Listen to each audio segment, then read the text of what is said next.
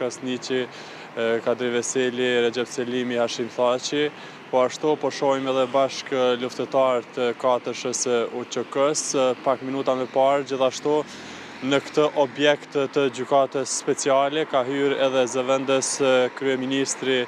njëherit ministri i punëve të jashtme Glauko Njufca, i cili ka thënë para gazetarëve se ky ka qenë proces shumë i gjatë gjyqësor dhe se padrejtësisht është stërzgjatur, duke u fokusuar sipas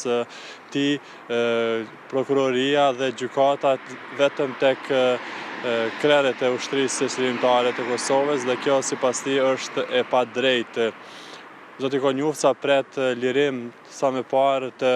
ish krerëve të ushtrisë së lirimtare, të cilët sipas tij po gjykohen padrejtësisht në Hag, sepse